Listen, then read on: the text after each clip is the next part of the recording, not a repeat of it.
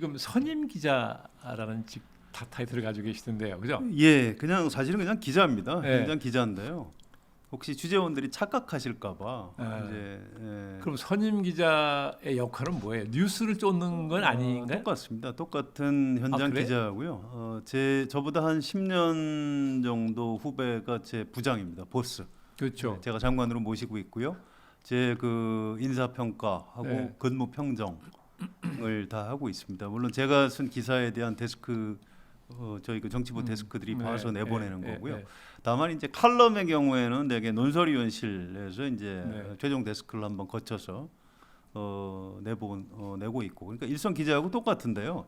그냥 기자라고만 명함을 붙이고 다니면 가끔 취재원들 중에 기자면은 되게 나이가 좀 젊지 않겠느냐 해서 그쪽에서 결례를 하시는 경우가 있더라고요. 그래서 그걸 방지하기 위해서 이제 선임 기자 이렇게 붙이고 다니는 거죠. 사실은 뭐 별거 아닙니다. 그러면 출입처가 따로 있으세요? 예, 저는 이제 국회 출입 기자로 등록돼 있고요. 아, 여야로 갈라 있는데 취재를 사실은 양쪽 다 하긴 하시는 합니다만 거잖아요. 지금 저희 정치부 안에서는 야당 팀 소속으로 되어 있습니다. 그러세요? 네. 재미있는 제도네요. 네. 네. 근데 이제 한겨레 신문에 성한용 칼럼이라는 칼럼을 쓰시잖아요. 2주에 한 번 쓰시나요? 3주에 한 번 쓰고 있습니다. 3주에 한 번인가요? 네. 근데 그 칼럼 독자가 굉장히 많더라고요. 아이, 그렇지 않을 겁니다. 많아요. 근데 그 뭐 독자가 많을 뿐만 아니라 되게 독자들의 일반적인 평가가 굉장히 아주 객관적이고 그 품격 있는 논평이다. 예. 그 굉장히 그 높이 평가하는 얘기를 많이 들었습니다. 어떤 평소 그 내공이다 이제 그 묻어나서 그렇겠죠. 칼럼을 이제 윤여준 장관님도 언론사에 계셨으니까 잘 아시겠습니다만 칼럼을 2000년쯤부터 썼거든요. 꽤 오래 썼는데 이상하게 익숙해지지가 않아요. 아무리 오래돼도 지금도 쓸 때마다 좀 힘들고요. 뭐 밤에 자다가 좀 잠이 안 오고. 사실은 그 몇 달 전에 언론진흥재단에서 칼럼 쓰기 강좌를 만들었는데 각 언론사에서 이제 한 사람씩 한 서너 명 불러다가 이제 점심 시간 이용해서 현직 기자들을 상대로 얘기를 좀 해달라. 이제 영광스럽게도 이제 한겨레 신문에서는 저를 좀 오라고. 당연하겠죠. 그래 갔는데요. 굉장히 준비하는데 힘이 들었습니다. 칼럼을 잘 쓰는 방법 사실은 없거든요. 없고 글짓기를 잘하는 방법 뭐 이런 건 있겠죠. 뭐 문법을 잘 맞추고. 근데 칼럼이라는 게 이제 결국 콘텐츠인데 그렇죠. 어떤 콘텐츠를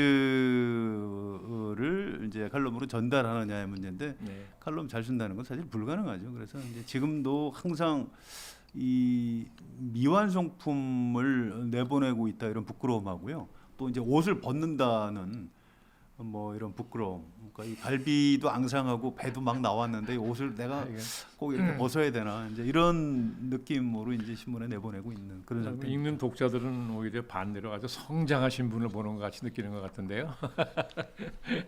그건 그렇고요. 요즘 한국 사회에서는 뭐 정치나 정치인에 대한 불신이랄까 혐오 아주 뭐 극도에 달한 느낌이잖아요. 벌써 오래됐죠. 근데 우리 성한용 선임 기자님의 칼럼을 읽으면 그 뭐라고 표현해야 될지 모르겠는데 뭔가 그 남들이 다 혐오하고 불신하는 정치나 정치인에 대한 어떤 이해, 애정 뭐 이런 게 있는 것 같은 걸 느끼거든요. 그냥 막 비판하는 이런 게 아니고 나름대로 고민이 있다든지 우리가 모르는 이런 면이 있다든지 그렇게 해서 뭔가 사람들한테 정치와 정치인에 대한 이해를 돕고자 하는 그런 충정 같은 게 느껴져요. 그 평소에 이런 정치나 정치인을 보실 때 어떤 관점으로 보시는 거예요? 제가 본 게 느끼는 게 정확한 건가요? 예, 그런 면이 있을 겁니다. 제가 이제 그것 때문에 오해도 좀 받아요. 저 사람 정치부 기자 좀 오래 하더니 정치인들하고 맨날 밥이나 얻어먹고 술이나 먹고 하더니 정신세계가 정치인 비슷하게 타락한 것 아니냐. 근데 그건 아니고요. 제 나름대로 이제 그 문제 의식이 좀 있습니다. 저는 우리나라에서 굉장히 중요한 병폐 중에 하나가 이제 반정치주의라고 생각을 합니다. 옛날에 이제 쿠데타로 집권을 한 그 전직 대통령들이 사실은 자기들이 나라를 잘못 다스려서 벌어진 책임을 이제 주로 국회, 여의도 정치 탓으로 이제 떠밀고 자기는 나는 백성을 위해서 난 이렇게 열심히 내가 통치를 했는데 저놈들 때문에 여야가 싸움이나 하고 이래서 나라가 안 되는 것이다라고 이제 반정치주의를 그분들이 네. 저는 이제 발명했다 이런 표현을 쓰는데요. 발명했다. 네, 그래서 모든 책임을 네, 이제 여의도 떠넘기고. 국회로 떠넘기고 자기들은 안전하게 빠져나가는 이 폐해가 너무 심각하고요. 또 나중에는 여기에 이제 재벌, 그 다음에 이제 그 관료 네. 이런 한국 사회 이른바 좀 어떤 기득권을 형성하고 있는 그룹까지 반정치주의를 확산하는 걸 보고 이 부분은 좀 맞서서 정치가 왜 중요하고 결국 정치를 바꿔야 우리가 좀 같이 잘 살 수 있다 이런 것들을 좀 국민들한테 설명을 할 필요가 있겠다 해서 좀 정치의 어떤 뭐라고 그럴까요? 쉴드를 친다고 할까요? 좀 이제 이렇게 하고 있는 겁니다. 그렇죠. 사실 뭐 민주주의 국가에서 정치라는 것은 뭐 그 국가를 통치하는 기능을 하는 거잖아요. 그러니까 중요성으로 치면 뭐 그 이상 가는 게 없다고 할 수 있는데 다만 우리나라 정치인들이 그런 본래 정치가 해야 될 역할을 제대로 못하기 때문에 이런 반정치주의가 먹히는 거 아닌가요? 물론 그런 면도 있습니다. 이제 뭐 닭이 먼저냐 계란이 먼저냐 이런 걸 수도 있는데 저는 닭이 먼저다 이렇게 생각하는 겁니다. 이게 이 반정치주의 때문에 정치인들이 욕을 더 먹는 것이고 그것 때문에 악화되는 것이지. 사실은 뭐 우리나라 어느 분야는 안 그렇겠습니까? 우리나라 언론계가 문제가 있는데 옛날에 그 언론의 자유를 탄압했던 독재자들한테 우선 책임을 돌리는 게 맞지. 우리나라 그 언론인들이 영 실력이 딸리고 제 역할을 못해서 언론이 이 모양이다. 이제 이렇게 얘기하면 안 되는 거거든요. 그래서 정치인들한테도 이제 그런 변명을 좀 해주고 싶은 겁니다. 네, 알겠습니다. 그 어느 교수님이 그 쓰신 글 중에 이런 내용을 제가 읽은 기억이 있어요. 정치라는 게 원래 그 사익을 추구하는 비즈니스에 불과한 거다. 예? 어떻게 보면 좀 역설적인 얘기를 하시려고 한 것 같기도 한데 우선 국회의원에 당선이 돼야 나머지 좋은 일도 할 수 있는 거 아니냐. 그러니까 우선 자기 이익부터 챙기게 마련이라는 거죠. 그러니까 정치인이 어떤 이념이나 가치나 이걸 표방하더라도 결국 이거는 자기 개인적 이익을 위한 비즈니스일 뿐이다. 이렇게 혹평한 걸 읽으신 기억이 나는데 읽으면서는 저는 이분이 상당히 역설적인 표현을 하려고 그런 것 같다고 느꼈지만 이 의견에는 동의 안 하시겠네요. 아닙니다. 저 동의합니다. 동의하세요? 네, 정치인도 정치인 이전에 사람이고요. 네. 저는 이제 욕망을 가진 그 어떤 자유주의 철학에 대해서 기본적으로 신봉하는 사람입니다. 정치인도 이제 욕망을 가졌는데 다만 자기 개인의 그 소유욕을 충족시키기 위해서 사는 사람이냐 아니면 국가를 위해서 뭔가 중요한 일을 하고 그 결과를 가지고 국민들한테 좀 존경을 받고 해서 명예감을 충족시키는 그 명예욕의 화신이냐? 저는 정치인들이 명예욕의 화신이어야 된다고 생각을 합니다. 그래서 그 평판을 바탕으로 다시 자기가 이 국가의 중요한 일을 할 수 있는 그 임기를 또 연장받고 뭐 그런 의미에서 보면 이제 사익을 추구하는 거죠. 사실은 전 우리나라 대부분의 정치인들이 아주 그 욕망이 강한 분들이다 이렇게 알고 있고요. 정치인들이 보면 식사도 많이 하시고요, 되게 대식가입니다. 그리고 이제 가끔 이제 스캔들 일으키는 게 보면 뭐 정적 에너지도 좀 넘치는 것 같고 이제 모든 에너지가 넘치는데 그나마 이제 뭐라고 그럴까요? 그런 좀 잘못된 개인적인 욕망을 좀 줄이고 그나마 이제 명예욕이라고 할까요? 뭐 그것도 이제 개인적인 욕망이라고 환원을 할 수 있겠죠. 이제 그런 것들은 정치인들한테 보장을 해줘야 되고요. 그것까지 정치인이 명예욕을 따르면 안 된다 이렇게 얘기하는 거는 그거는 저 신부님이나 스님 이런 뭐 종교인들 보고 정치를 하라고 해야 되는 거고요. 정치인들한테 이제 무슨 도덕 선생님 같은 덕목을 요구해서는 저는 안 된다고 생각을 합니다. 정치 본질이 그렇지 않은 거니까. 그렇습니다. 이 세속의 일을 처리하는 게 정치인이고요.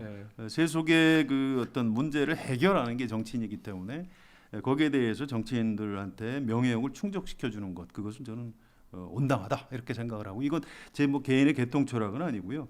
뭐 윤전준 장관님도 뭐 워낙 잘 아시고 그런 걸 또 책에 많이 써 놓으셨고요. 저는 개인적으로 이제 막스 베버가 이른바 그 선출직 공직자 직업 정치인들이 어떤 윤리로 일을 해야 되느냐, 책임 윤리하고 실천 윤리를 강조했는데 그 부분에 대해서 이제 아주 공감을 좀 많이 하는 편이고요. 우리나라 유권자들도 정치인들한테 좀 욕망을 허락을 했으면 좋겠어요. 그래서 언젠가 제가 정치인에게 욕망을 허하라 뭐 이런 뭐 어줍지 않은 칼럼도 한번 쓴 일이 있습니다. 그래서 이제 그 욕망 그렇죠. 그러니까 뭐 예를 들면 뭐 국회의원이라는 데서 정치에 몸을 담는 게 국회의원이라는 단순히 신분을 획득하기 위한 것이냐, 아니면 정말 더 큰 공익을 위해서 일하기 위한 하나의 수단으로 그걸 갖고자 하는 것이냐 차이가 이제 만들어내는 걸 거라고 보는데요. 네. 그 기업인 보고 뭐 돈에 욕심 갖지 말라는 거나 마찬가지겠죠. 정치인 보고 명예욕을 버리라는 것은 그렇지 않겠습니까? 그렇습니다. 장관님 말씀대로 이제 공익을 위해서 네. 좀 더 큰 차원의 일을 하고 명예를 취하라 이렇게 요구해야 되겠죠. 국회의원 자체가 되기 위해서 추구하는 사람, 이런 사람을 정치인이라고 평가하고 싶지는 않습니다. 근데 또 그런 분들이 많이 있는 건 많습니다가 사실이잖아요. 사실이죠. 예, 인정합니다. 예.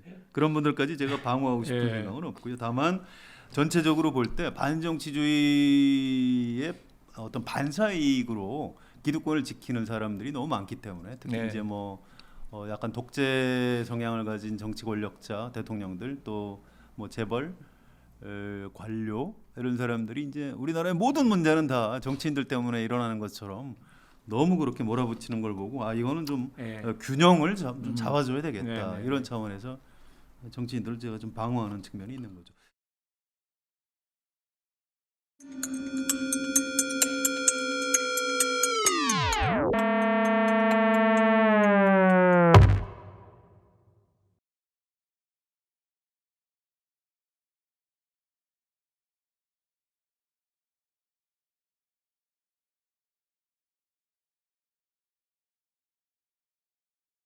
신문사에 계시니까 뭐 신문 얘기 잠깐 해보죠. 뭐 네?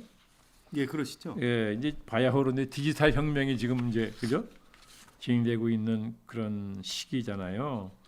뭐 이 종이 신문이 정말 여러 가지 면에서 굉장히 어렵다는 얘기를 많이 듣거든요. 그렇죠? 우선 뭐 뉴스를 전달하는 데 있어서도 이거 뭐 그 속도나 범위가 이 종이 신문이 뭐 웹을 이길 방법이 없지 않습니까? 그렇죠? 그러니까 이제 종이 신문은 핫 뉴스를 전달하는 것보다는 어떤 관점, 견해 뭐 이런 것을 그러니까 뉴스를 한번 거르는 거겠죠. 이것을 전달해야만 그나마 종이 신문이 유지될 수 있지 않을까 하는 생각을 할 때도 있는데요.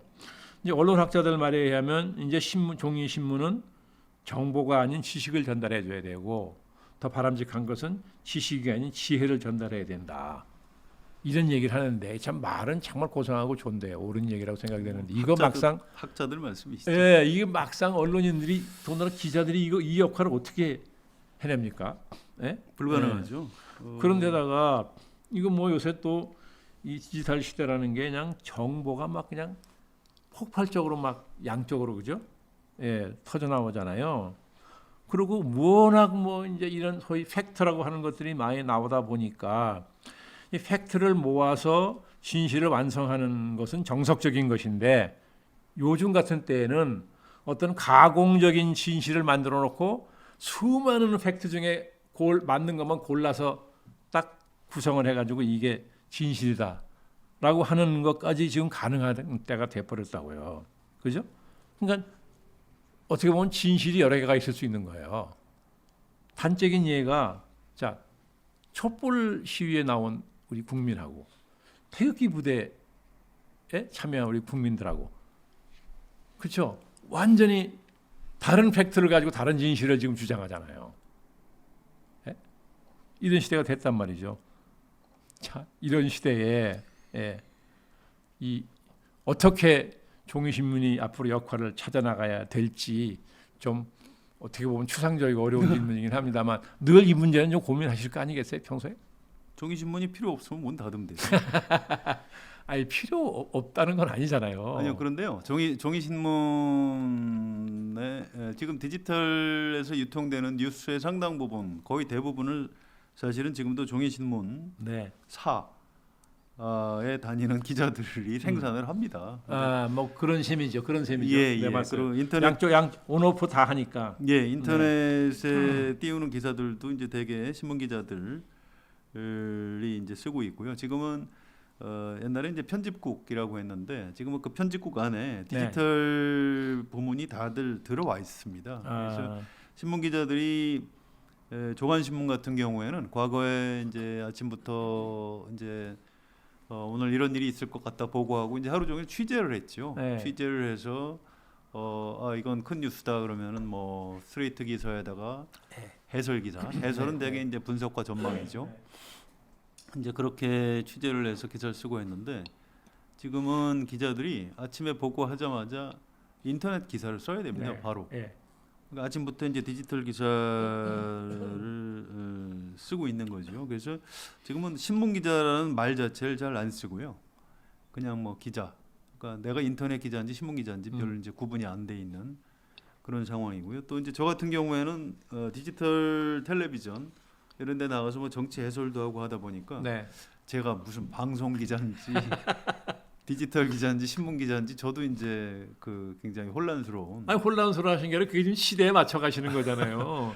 여러 가지 기능을 요구하잖아요. 예, 엔터테이너 방송 진행자도 되고 신문 기자도 되고 뭐 심지어 엔터테이너까지 돼야 되는 거 아닙니까? 예, 그런 이제 애로사항이 있죠. 네. 그런데 이제 언론 학자들의 이제 그 말씀, 지혜를 전달해라 뭐 이런 주문은 이제 뭐 당위론이죠. 지당하신 말씀인데 현실은 뭐 전혀 이제 그렇지는 않고요. 현실은 신문 구독률이 워낙 떨어져가지고요. 신문에 뭐라고 기사를 써도 영향력이 없습니다. 그러다 보니까 오히려 더 좀 극단적인 뉴스, 극단적인 사설, 극단적인 칼럼들을 싣고 그래도 또 관심이 없고 이렇게 그 악순환의 늪에 빠져 있는 게 이제 종이신문의 이제 현실이고요. 저는 이거는 좀 더 근원적인 원인이 좀 있다고 생각을 합니다. 이 부분은 언론 학자들하고 대화를 해봤는데 아직도 좀 제대로 된 답을 못 들었어요. 오히려 뭐 뇌과학 이런 거 하시는 분들한테 단서를 좀 얻은 게 있는데요.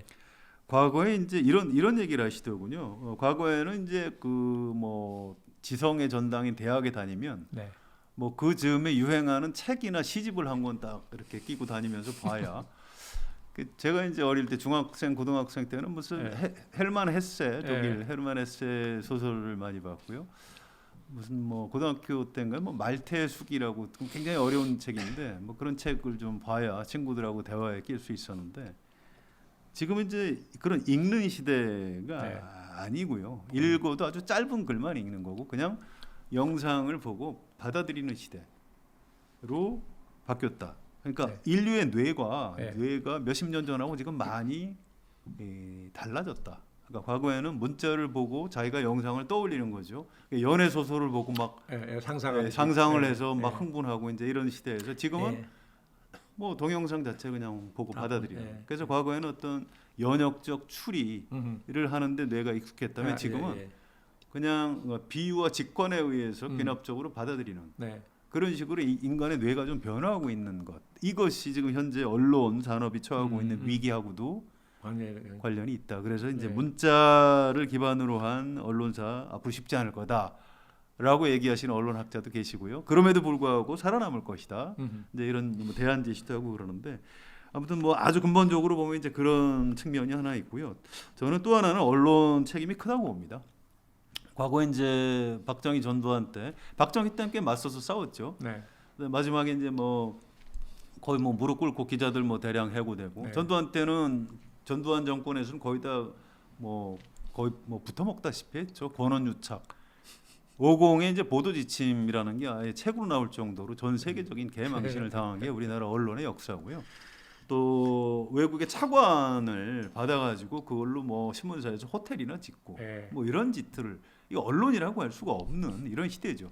그러니까 이 사람들이 정치 권력하고 재벌, 기득권 세력의 앞잡이가 될 수밖에 없었던 거고, 그러니까 이제 대대적으로 거기에 대해서 이제 그 뭐 이른바 그 뭐 엔티 조선 운동인 이런 것들이 이제 벌어졌던 거고요.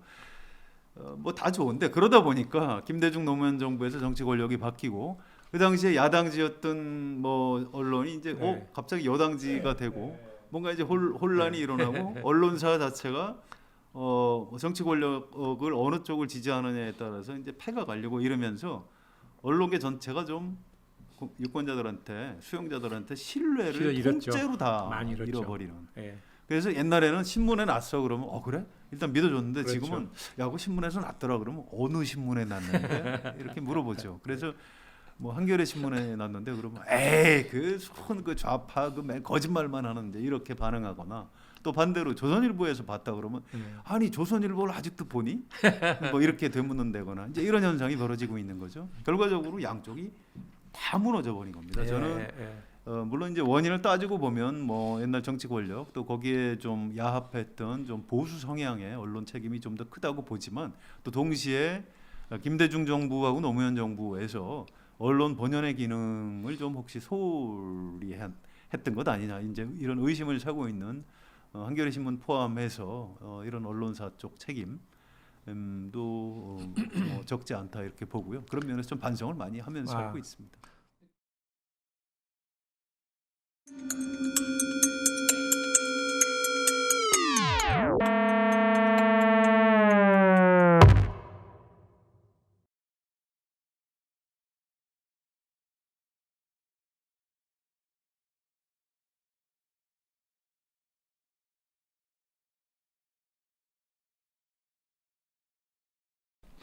그 요즘에 두드러지게 이제 우리가 목격하는 것이 이제 정치의 종교화 현상, 고상하게 말해서요. 왜 그 과거 우리가 DJ 김대중 대통령 되기 전에도 그렇죠?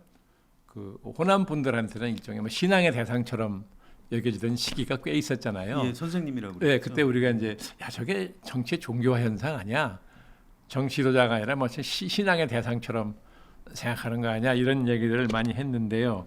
최근에 이 태극기 부대의 행태를 보면요, 예? 정말 유사종교 집단이 아니고서 어떻게 저럴 수가 있냐 하는 생각이 들어갈 정도였잖아요.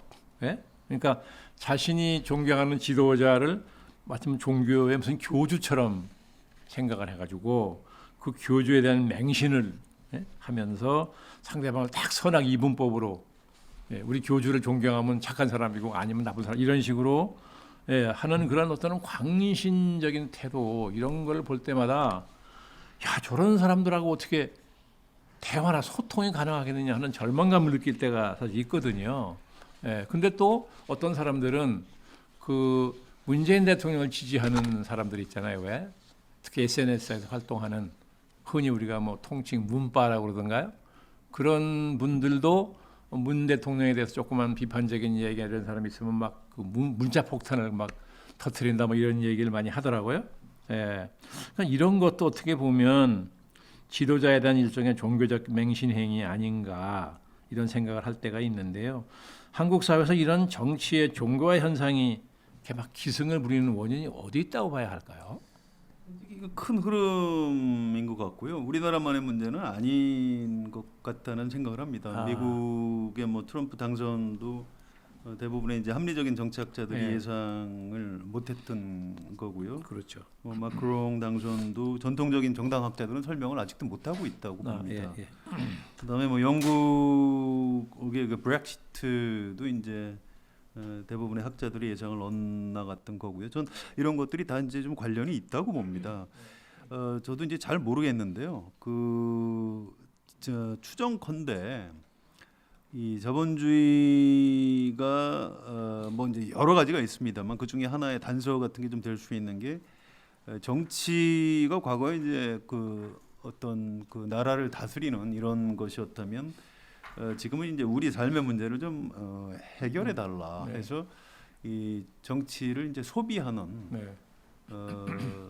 이제 자본주의라는 게 모든 걸 돈 주고 사는 거고 소비하는 거니까요. 정치를 소비하는 사람들이 이제 유권자의 다수를 차지한 것이 아닌가 이런 생각이 들고요. 우리 지금은 그런 말 잘 안 씁니다만 그 오빠 부대 뭐 이렇게 이제 팬덤 현상, 연예인들을 따라다니는 사람들이 팬클럽들이 막 서로 우리 연예인이 우리 오빠가 더 잘한다 이렇게 해서 막 패싸움도 벌이고 이런 장면이 있었죠. 그런데 그것이 이제 정치적으로 좀 많이 유입이 된 측면이 저는 있다고 봅니다. 특히 이제 문재인 대통령을 지지하는 분들이 이제 과거에 노무현 전 대통령 지지하는 분들하고 좀 겹치는데요. 이런 분들은 이제 연배나 이런 걸로 볼 때도 확실히 좀 정치를 소비하는 세대다. 네. 이런 하나의 특징 같은 게 있고요. 또 하나는 이제 과거에는 정보를 되게 이제 정치인들이 좀 독과점을 했는데 이제는 아주 고급 정보를 거의 실시간으로 모든 사람들이 이렇게 공유하는 정보화 시대가 되면서 더 이상 이제 유권자들이 정치인을 뭐 존경하지 않고 그냥 우리하고 비슷한 사람인데 그냥 뭐라고 그럴까요? 사랑한다고 할까요? 어떤 사랑의 대상으로 삼기 시작하면서 지금 같은 뭐 특이한 그러니까 연예계 어떤 팬덤 문화가 정치 쪽으로 유입이 돼서 확산되고 있는 그런 측면도 있는 것 아닌가 이런 생각이 하나 들고요. 태극기 집회 참석하시는 분들 또 약간 다른 것 같습니다. 그분들은 이제 박정희 시대의 어떤 그 향수가 1997년 외환위기 이후로 이제 다시 살아났고 대구 경북 또 고령층을 중심으로 일종의 종교화되는 측면이 있었고 그분들이 지금 태극기 집회의 어떤 주력 부대를 형성하고 있는 것이 아닌가. 그러니까 이제 굳이 설명을 하자면 문재인 대통령 지지하는 분들하고 태극기 집회 참석하는 고연령층하고는 뿌리가 좀 약간 다른 측면이 있는 것이 많이 아닌가. 다르겠죠. 예, 그렇게 보고 있습니다. 제 주변에도 그 태극기 집회 나가시는 분들 장관님 있고 주변에 많으시겠죠. 많습니다. 네. 예, 저보고 오히려 그 자기들 의견에 동조하지 않는다고 막 뭐라고 얘기하는 분들이 있는데요. 그분들이 보시기엔 장관님이 아주 이상한 분. 네, 근데 얘기를 해보면 예. 대화가 안 돼요. 왜냐면 무조건적으로 지지하는 것이지 거기 무슨 논리가 없어요. 예? 도대체 저게 무언가 저도 어떤 때좀 원인이 뭔가 왜 저런 태도를 갖게 되나 하는 생각이 참 이해가 안 될 때가 있는데요. 어쨌든 이건 그 참 기이한 건데 아까 이제 트럼프 대통령이나 이제 마크롱 말씀하시니까 생각이 나는데 우리나라도 한때 왜 그 소위 메시아 기대 심리라는 게 있었잖아요. 네네. 현실이 어려우니까 어떤 메시아가 나타나서 막 일도양단하듯이 이 어려운 문제를 그냥 단심에 해결해주는 지도자가 나타나기를 기대하는 심리. 예, 그래서 저는 그때 여러 해 전에 그 안철수 현상 일어났을 때도 메시아 기대 심리다. 그런데 한 가지 명심해야 될 것은 현실 세계에서 메시아는 없다. 제가 그런 말 한 일이 있거든요. 예, 그럼 지금 우리 현실이 이렇게 어려우면 이런 메시아를 기대하는 심리는 앞으로 상당 기간 또 더 간다고 봐야 될 거 아닌가요? 예, 뭐 당분간 더 심해질 걸로 저도 좀 비관적으로 보는 편이고요. 또 이게 이 사이비 종교에는 교주만 필요한 게 아니고 또 사이비 종교를 떠받치는 경전 비슷한 게 있어야 되는데 그렇죠. 있습니다 요새. 그 가짜 뉴스가 가짜 뉴스. 이제 그런 역할을 하는 겁니다. 최근에 뭐 문재인 대통령 당선되기 전부터 이미 박근혜 전 대통령이 구속된 직후에 북한에 우리가 전기를 보내기 시작했다. 이런 가짜 뉴스 혹시 못 들어보셨습니까? 저 그 얘기를 못 들어봤는데. 예, 그게 아주 이제 카카오톡을 통해서 태극기 집회 참석하는 분들한테 아주 많이 퍼졌어요. 그래서 이제 음모론이죠. 이른바 조중동도 믿지 않습니다. 그분들이. 그래서 이제 본인들끼리만 돌려보는 카카오톡 대화방을 통해서 그런 뉴스를 유통시키고 심지어 서울시청 지하 깊숙한데 북한에서 연결되는 땅굴이 들어와 있고 박원순 시장이 거기다가 물을 공급해주고 있다. 네, 뭐 이런 가짜 뉴스들. 기상천외한 아주 그런데 상상력이네. 예, 그거를 사실로 믿는 분들. 또 지난번 박근혜 전 대통령 탄핵 촛불 집회 때 경찰 버스 뭐 50대가 촛불 집회 하는 사람들에 의해서 파괴됐다. 아니 그 신문에 그런 거 안 났는데요. 무슨 소리냐? 우리나라 신문 방송이 다 이미 촛불 부대 접수됐기 때문에 보도 안 하는 거다. 이렇게 이제 그분들이 확신을 하는 그런 현상. 그러니까 그분들만 보는 경전이 있는 거죠. 근데 이거는 저는 개인적으로 좀 굉장히 심각하게 봅니다. 그래서 이게 좀 완화되지 않을 가능성이 더 높아 보이고 또 정치하는 분들도 이분들이 워낙 표도 있고 돈도 있고 목소리도 크고 하니까 이분들한테 이렇게 끌려 들어가는 측면이 좀 있어요. 그래서 좀 굉장히 좀 걱정되는 측면이고요. 저처럼 이렇게 언론계에 있는 사람들이 이제 이런 아까 말씀하신 정치의 종교와 이런 것들하고 좀 좀 싸움을 회피하지 말고 네. 좀 정면으로 그래야 전쟁을 되겠죠. 좀 해줘야 되는 것 아니냐 뭐 그런 생각을 하고 있습니다. 그 전북대학교의 강준만 교수라고 아시잖아요. 네. 유명한 분이잖아요. 그분이 이제 몇 년 전에 쓰신 글이긴 한데 이 정치의 종교화 현상에 대한 그 우려를 하면서 우리나라 정치가 이게 정당 정치가 아닌 지도자 정치가 돼서 이렇다. 예? 예. 그러니까 언론의 그 보도 태도가 자꾸 이게 인물 중심으로 한다는 거죠. 그러니까 인물 중심 보도를 좀 이슈 중심 보도로 이렇게 바꿔주면 훨씬 이게 개선되지 않겠느냐 하는 의견을 말씀하신 걸 읽은 기억이 나거든요. 이거 어떻게 생각하세요? 맞는 말씀이죠. 어. 그런데 묘하게 예. 신문에서 이슈 중심으로 보도를 하면 독자들이 안 봅니다. 안 읽나요? 예, 사람 중심으로 네. 보도를 해야 이게 무슨 기사구나 이렇게 이제 찾게 되고 물론 이제 그럼에도 불구하고 어떤 우리의 삶을 바꿀 수 있는 이슈 중심의 의제들을 발굴을 해서 언론이 보도를 해주면 정책과 정당이 우리한테 얼마나 중요한 거구나 이런 것들을 유권자들이 좀 알게 되겠죠. 그러니까 언론에도 이제 상당 부분 책임이 있는 건 사실인데요. 언론이 이제 현실적으로 그런 애로사항이라고 할까요? 정책 기사를 쓰면 또 독자들의 외면을 받는다. 뭐 그러니까요. 이런 고민도 좀 있는 것 같습니다.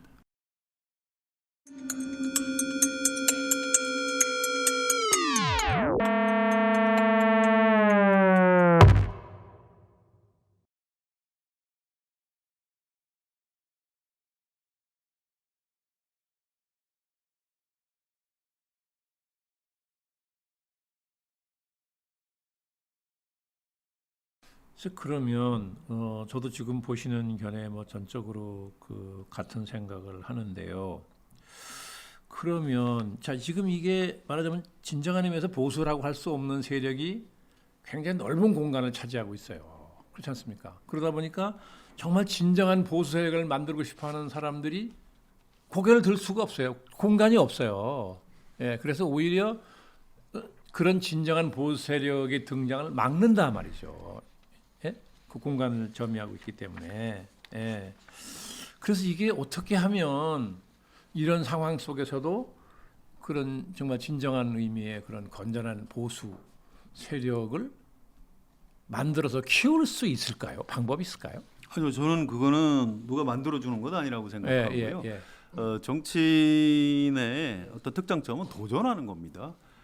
불가능해 보이는 목표를 향해서 뛰는 네. 사람이 정치인이고요. 예. 또 그러다가 성취를 하게 되면 엄청난 보람이 있고 어떤 명예욕도 충족시킬 수 있는 거고요. 뭐 이해찬 전 국무총리가 그런 표현을 한 적이 있는데 절벽에서 이 밑에 물이 있는지 없는지 잘 모르겠는데 그냥 뛰어내리는 사람이 네. 정치인인지도 모른다. 네. 저는 그 표현이 적절하다고 봅니다. 물론 명분이 있어야죠. 내가 이렇게 함으로써 내 한 몸을 희생의 재단에 바치고 또 우리나라 정치에 굉장히 그 뭐 큰 기여를 할 수 있다면 한번 도전해 볼 만한 가치가 있는 것 아니냐. 이제 뭐 이런 거죠. 근데 우리나라 지금 보수 쪽에 왔다 갔다 하는 좀 상대적으로 젊은 정치인들을 네. 보면 예. 나이만 젊지 사고 방식은 제가 대화를 해보면 저보다 훨씬 늙었어요. 윤 장관님 앞서서 늙었다는 표현 써서 죄송합니다만 아니 이 사람들이 뭐 자꾸 옛날 얘기하고 무슨 아까 말씀드렸던 뉴라이트 학자들 이 세례를 너무 강하게 받아가지고 훨씬 더 낡은 정치 프레임에 따라서 지금 정치적 처신을 하고 이 답답하구나. 그러면 안 되는 거죠. 당내에서 저는 좀 더 과감히 도전해야 되고요. 그런 100명 정도가 도전해서 그 중에 한 두세 명만 성공하면 되거든요. 예. 100명이 다 성공할 필요가 없는 겁니다. 그런 어떤 벤처 정신, 그렇죠. 도전 정신. 네. 뭐 옛날 삼김 씨들이 40대 기술원에서 뭐 도전했을 때 누가 키워줬습니까? 그럼요. 그리고 사실은 용기가 사실은 필요한 네, 거죠. 저 지금까지 굉장히 여러 차례 이 한나라당 과거 한나라당 쪽, 지금 새누리당 쪽 그쪽에 있는 젊은 정치인들 뭐 가까운 사람 많잖아요. 제가 굉장히 그런 얘기 했거든요. 옛날에 YSDJ가 40대 기술원 얘기할 적에 당에 층층이 선배들이 있었다. 그런데 특별한 가치를 내는 것도 아니고 40대 기술원 하나 가지고 판을 엎었는데 당신들은 왜 지금 이런 엄청난 전환한 게 그걸 못하냐. 예? 그러니까 아니 딱 두 가지만 생각해라. 내가 해야 될 일이냐, 내가 할 수 있는 일이냐, 왜 여러 자질구레한 계산을 다 하냐. 예? 두 가지만 생각해봐서 대답이 나오면 그냥 몸을 던져라. 그게 정치인이고 그게 신념을 향해 몸을 던지는 지도자의 자세 아니냐. 그래야 성장을 한다. 국민은 그런 걸 보고 싶어하는 거다. 다 한다고 말은 그래요. 한 사람도 하는 거 못 봤어요. 또 왜 그런지는 모르겠어요. 이게 시대적인 어떤 현상인 건지. 예? 요즘에는 뭐 흔히 그런 말 하잖아요. 영웅이 나오지 않는 시대다 뭐 그런 얘기 하잖아요. 근데 저는 이거는 꼭 우리나라만의 문제는 아닌 것 같고요. 그 세계적인 현상이라는 거죠. 예, 그러니까. 또 선진국이라고 해서 항상 훌륭한 지도자가 뽑히는 것은 아니라고 알고 있습니다. 지금 비교적 상대적으로 성공하고 있는 독일에서도 이제 운 좋게 네. 뭐 메르켈 이런 네. 아주 그 전무후무한 아주 뛰어난 리더십을 가진 정치인이 이 시대 독일의 이 처해 있는 어떤 문제를 네. 해결할 수 있는 리더십을 네. 갖춘 사람이 이제 뽑힌 게 아주 운이 좋았던 거고요. 우리도 이제 그런 의미에서 좀 보수 성향의 젊은 정치인들이 좀 어떤 가치와 깃발을 가지고 좀 과감하게 도전을 했으면 좋겠어요. 뭐 가진 게 뭐 열정과 이런 것인데 뭐가 그렇게 겁이 많은지 왜 이렇게 눈치를 보는지 참 그 답답하고요. 네. 좀 더 용기를 좀 북돋아주고 싶습니다. 그러게 말이에요. 참 이게 뭐 세계적인 현상이라니까 뭐 할 말은 없는데 우리는 현실이 워낙 절박하니까 자꾸 그런 생각을 더 하게 되나 봐요. 어쨌든 이게 젊은 정치인 얘기가 나온 김에 그러면 아주 내쳐서 그 관련 말씀을 한번 더 해보면, 자 이제 그 산업화 민주화 그 이후의 세대가 있잖아요. 지금 30대와 40대를 대개 민주화 이후 세대라고 하지 않습니까? 예. 근데 이 젊은 사람들이 그동안 안철수 현상이라든지 촛불혁명 같은 이런 일이 있을 때 굉장히 일시적으로 굉장히 높은 관심을 이제 보이지만, 시간이 좀 지나면서 또 역시 정치와 정치인에 대해서는 별로 관심을 안 가져요. 뭐 여기 있는 젊은 친구들도 그렇지만 이게 전문직에 종사하는 30, 40대 사람들 제가 좀 광범위하게 뭐 많은 사람은 아니라도 광범위하게 만나는 편인데 되게 공통적으로 그렇거든요.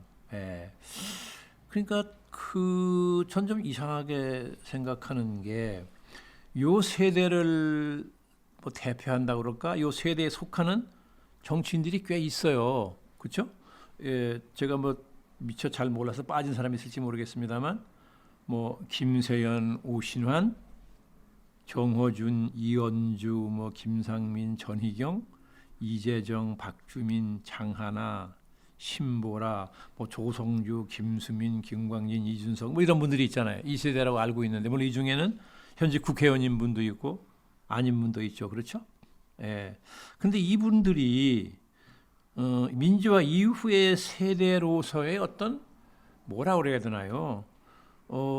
추구하는 뭐 가치랄까 어떤 세대적인 특징이랄까 이런 것을 보여주기보다는 아까도 잠깐 그 늙은 사람 말씀을 하셨는데 그 이전 세대의 정치 문화에 어떤 귀속된 속된 말로 하면 젊은 늙은이 이런 예. 정치인으로서는 예. 그런 느낌을 받을 때가 많아요. 그래서 왜 이 사람들이 이 세대가 굉장히 중요한 세대인데 왜 이 세대적인 그래도 어떤 가치나 특징을 이렇게 나타내주는 앞장서서 그런 구현하겠다고 나서는 이런 정치인들이 없을까? 이게 무슨 거창하게 말해서 보면 어떤 시대적인 정체 현상이라고 봐야 되나 아니면 이 사람들이 일반적인 속성이 개인주의적이라서 그런 것인지 하여간 무슨 이 세대를 끌고 갈 한 개인도 세력도 담론도 없단 말이죠. 이거 왜 그렇다고 보세요? 글쎄요. 저도 이제 그분들 만나면 계속 여쭤보는 건데 네. 가진 게 너무 많아서 그런 것 같아요. 가진 게 예.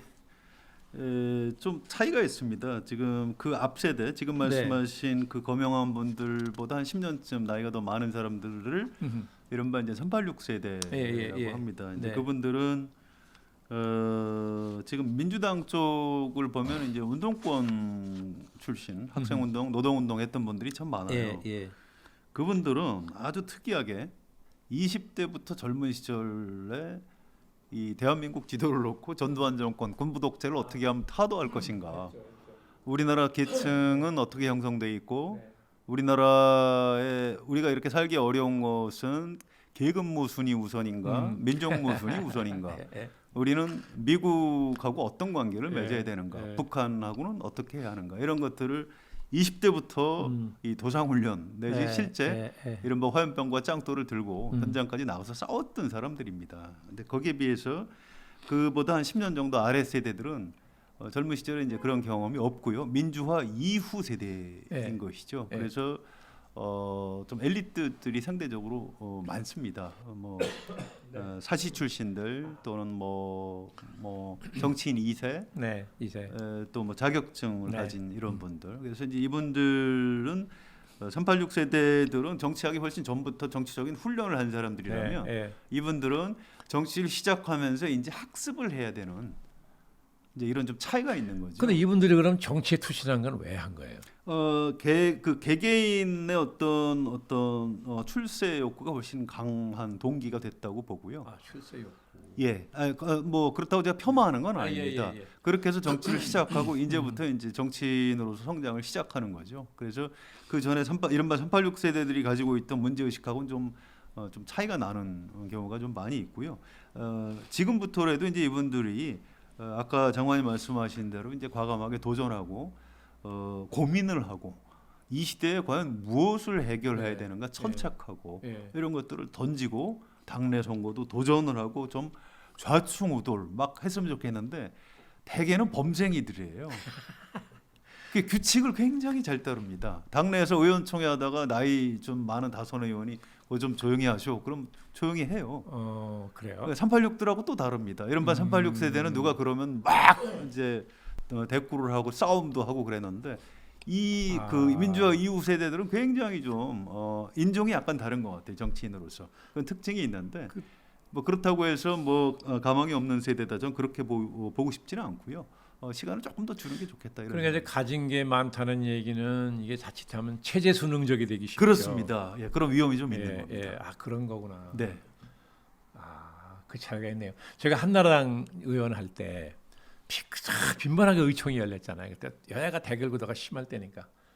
그러면 그때 뭐 이 영남 출신 중진 의원들이 뭐 꽉 쥐고 있을 테니까 감히 뭐 그 사람들이 정한 당론에 대해서 반대를 얘기할 분위기가 아니었습니다. 그런데도 딱 소장파 몇 사람은 항상 나가서 반대를 했어요. 그런 막이 있는 중진들이 막 뭐라고 야유를 합니다. 뭐 탈당해라, 너는 뭐 민주당 가라, 뭐 별리 야유. 눈 하나 깜짝 안 하고 큰 목청 내고 자기 주장 다 하고 내려왔거든요. 사실은 그런 분들이 용감한 소장파 몇 분이 있었기 때문에 한나라당이 2007년, 2012년 연속 집권을 한 거라고 저는 보는 거죠.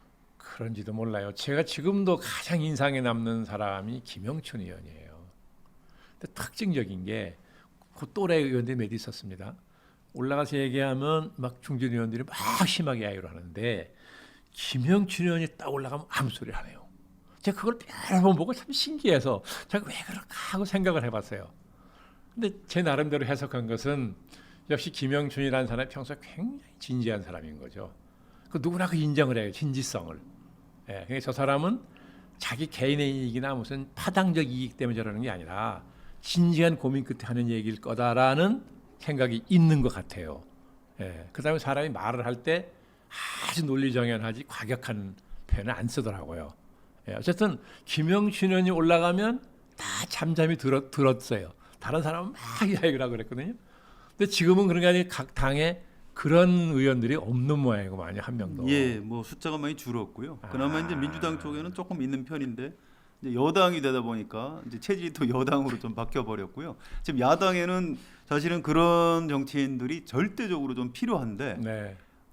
뭐 그런 경험이 없는 분들이 매일 접촉을 하시니까 여쭤보는 건데 자기들이 어떤 역할을 해야 되는데 못하는 것에 대한 아쉬움이나 이런 거 없어요? 그런 것도 없어요? 뭐 있죠. 뭐 뭔가 좀 답답해하고요. 역할을 좀 더 해야 되는데 현실은 녹록지 않고 뭐 이런 고민들을 현실이 녹록할 때가 역사상 있었나요? 없습니다. 그래서 좀 더 이제 일단 들이받아라 이제 이런 얘기들을 하는데 사실은 이분들 출신이 대개는 뭐 판사, 검사 뭐 사업 하던 분들, 뭐 관료, 변호사 이런 분들이에요. 그래서 알겠습니다. 아주 그 모범생 출신들이라 누군가를 들이봤는데 익숙하지가 않습니다. 좀 더 용기를 장관님께서 좀 불어 넣어 주셔야 될 것 같습니다. 아니요, 그게 뭐 제가 그럴 만한 역량도 없고 그럴 위치도 아닙니다만, 그러니까 학교에서 공부 잘하는 모범생들이었구만요. 그렇죠. 그런 측면이 있는 그런 분들이 겁니다. 정치권에 들어왔으니까 역시 모범생이구만. 알겠습니다.